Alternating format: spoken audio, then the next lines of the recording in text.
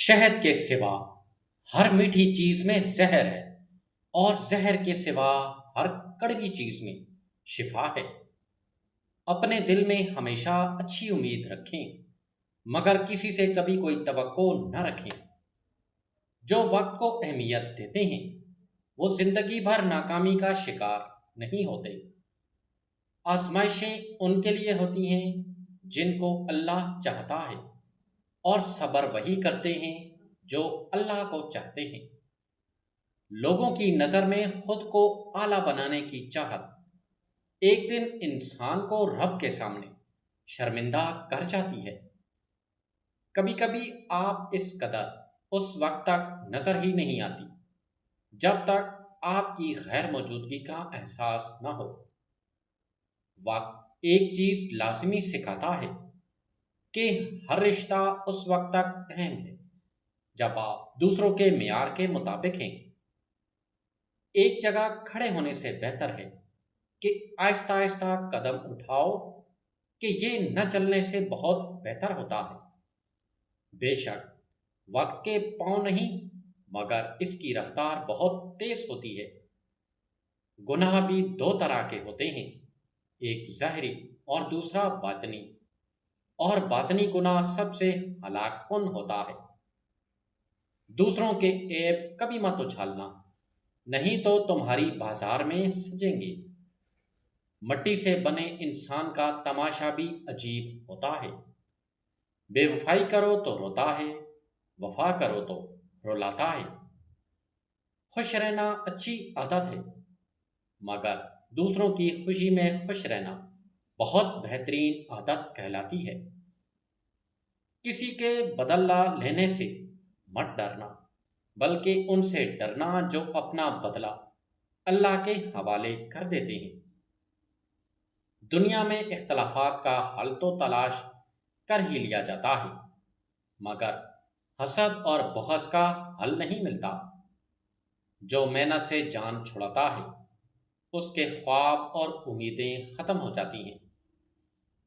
جو اپنے سکھ میں رب کو یاد رکھتا ہے تو رب اس کو دکھ میں بھی نہیں چھوڑتا۔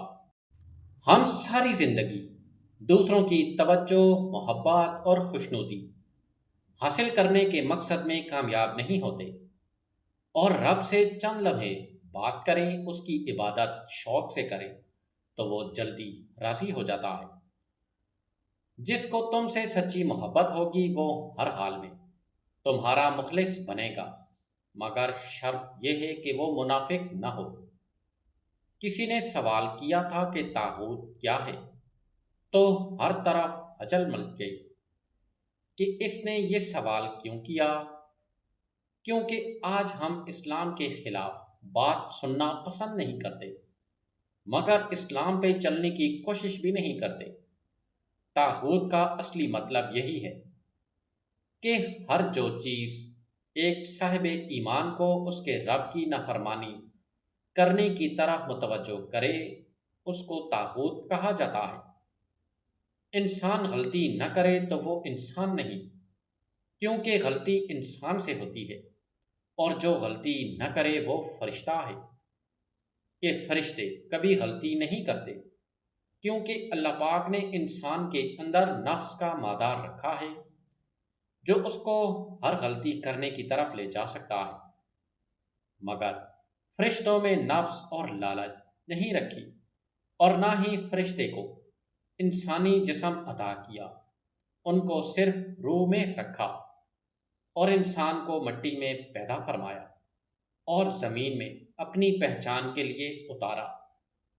جہاں یہ انسان رب کی نعمتیں کھا کر بھی ناشکری کرنے لگ گیا، اور آج یہی کہتا ہے کہ میں سب کچھ کر سکتا ہوں، میں سب سے بڑا ہوں، اور جہاں بھی دیکھو تو انسان اپنی اکڑ میں نظر آتا ہے، اور وہ غلطیوں سے کبھی سیکھتا ہی نہیں، اور جب جوانی کی عمر گزر جائے تو اس کو خیال آتا ہے کہ میں نے ساری زندگی غلطیاں کی اور اب میرے جانے کا وقت ہے، تو وہ اللہ کے حضور سجدہ ریز ہونے لگتا ہے۔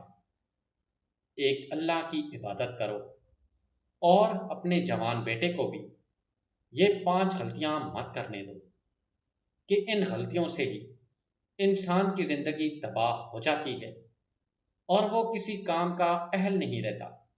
پہلی غلطی، کبھی زندگی میں حرام کمائی کی عادت مت پڑنے دو۔ دوسری غلطی، کبھی جھوٹ بولنے یا سننے کی عادت مت پیدا ہونے دو۔